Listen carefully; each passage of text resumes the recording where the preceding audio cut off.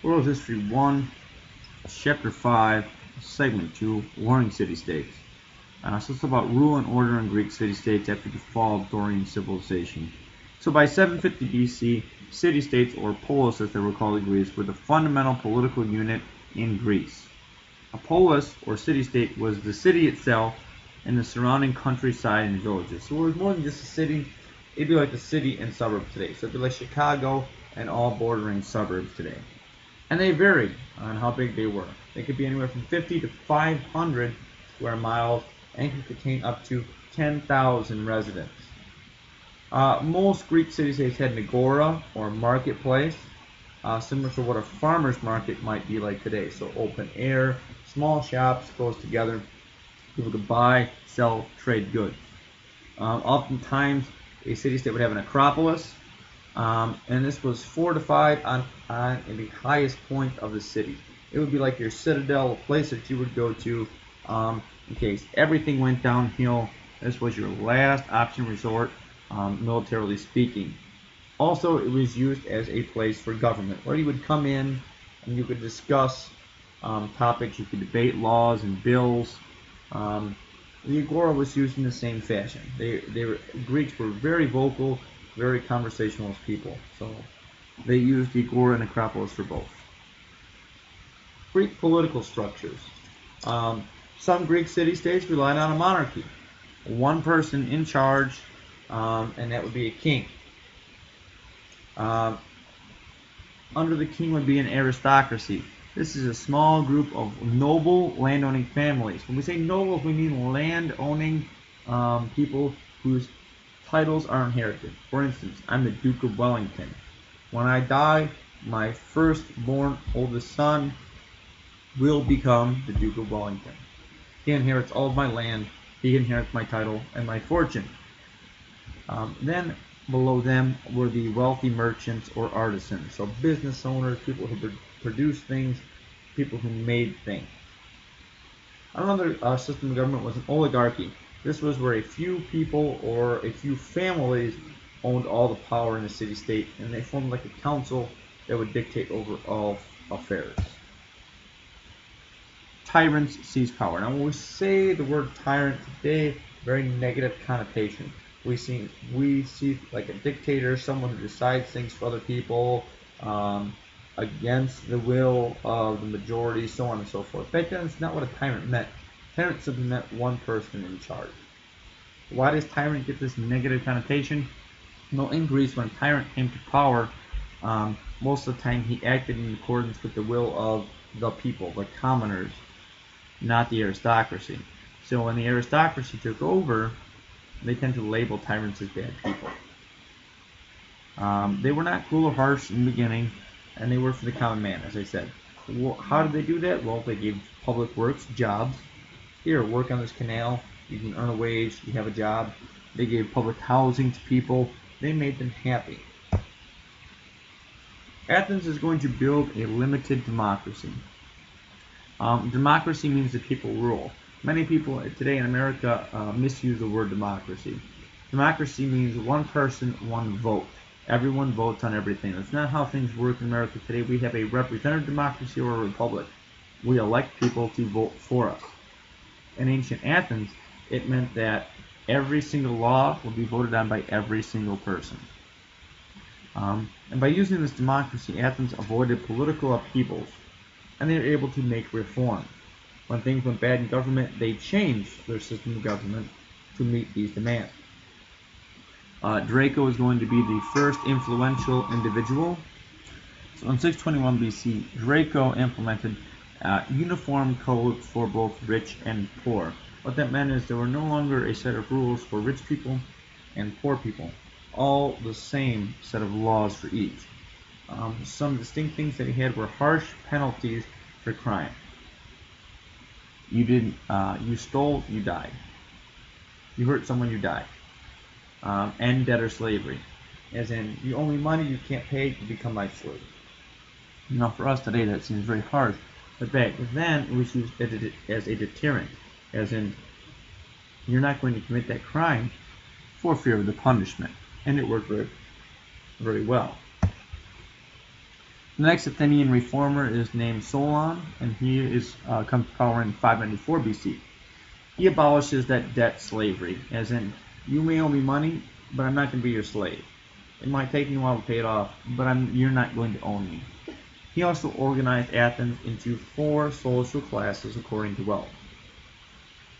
All citizens, no matter what class they were in, could participate in the assembly, which was the governing body of Athens. However, to appease the upper classes, only the top 3 tiers of society could hold public office.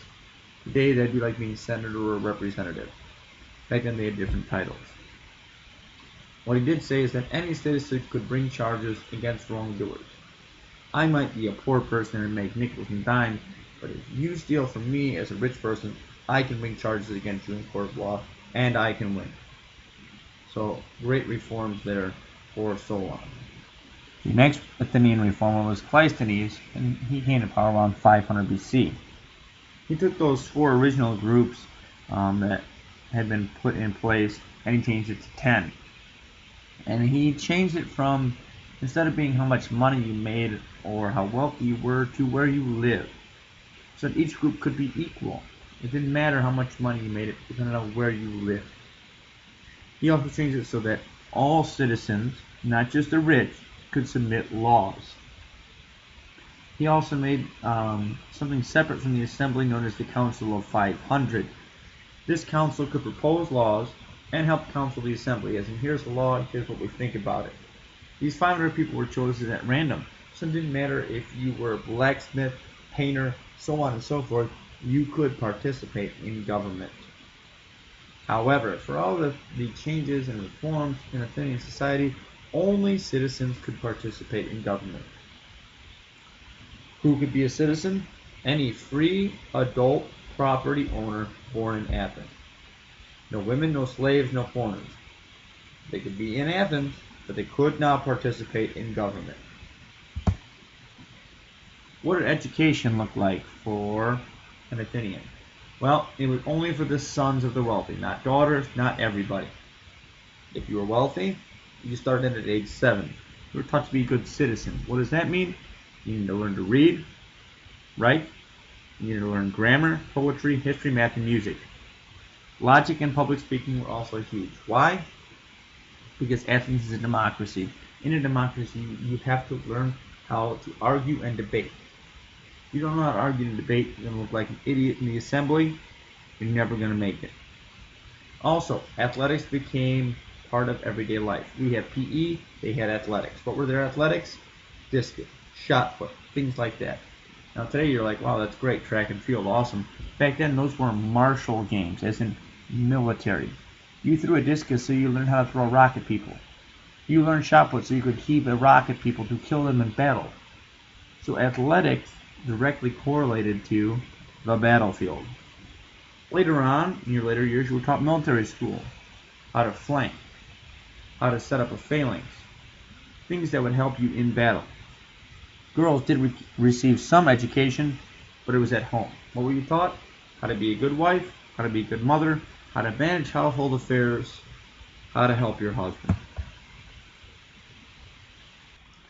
During this time, Sparta was Athens' greatest rival, and kind of took an opposite approach to government.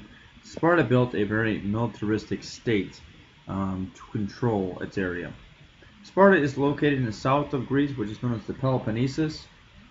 It's after the Isthmus of Corinth on the plain of Laconia, as you saw earlier in the map. It's after the Gulf of Corinth, as I said, and Sparta very early on, around 725 BC, realized that in order for it to become successful, it needed to conquer nearby Messenia. After they defeated Messenia, they enslaved the inhabitants and called them Helots. These Helots were slaves, and their job was to work the land and give half their crops to the Spartans. Now, throughout all of Greece and most of the known world at the time, slavery was commonplace. No one frowned upon it. It was just an everyday thing. However, in Greece, you didn't enslave other Greeks. You could enslave as many people as you wanted, just not Greeks. So the fact that the Spartans had enslaved another Greek race was always a sore point between Sparta and everyone else. In 650 BC, the Helots revolted, and they outnumbered the Spartans 8-1. The Spartans almost lost. They barely won against the Helots. After that, they decided that in order for them to become a good city-state, a strong city-state, they needed to become a strong militaristic state. So that's how they modeled their society and government. They had an assembly. All Spartan citizens and elected officials were part of the assembly. They voted on major political issues. They also had a council of elders, which was 30 citizens who were older. They were past military age of conscription, which was in Sparta from 18 till about 50. After that, you weren't really fit for military campaign except in special cases. So at that point, after you served your time in the military, you could become an elder.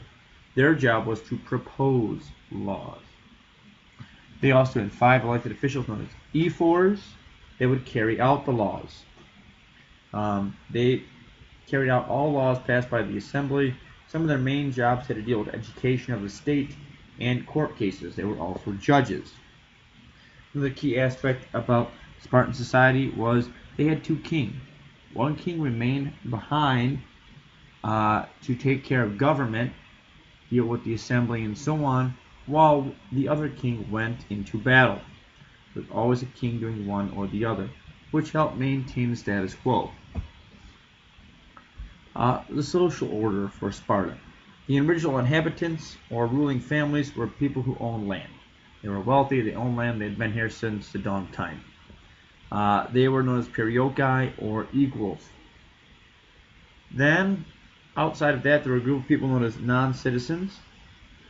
They were free people who worked in commerce and industry.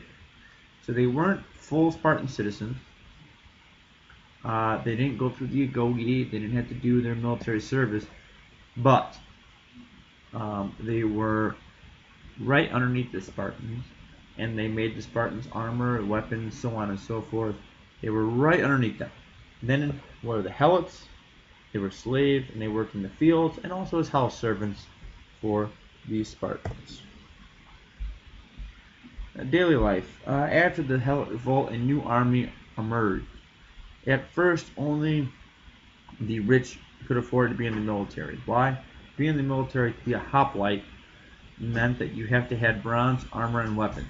Bronze was expensive. Not everyone could afford it.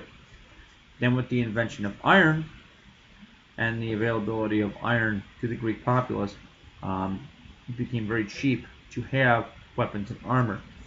Therefore, merchants, artisans, anybody else who owned even the smallest amount of land could serve in the military because they could furnish themselves with armor and weapons.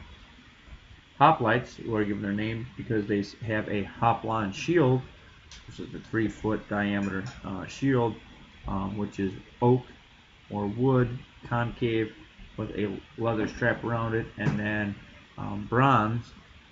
They fought in a phalanx, shoulder to shoulder, shield to shield. And their spears were on top of and below their shield wall. It literally made a wall of bronze and wood to stop the enemy and force them back.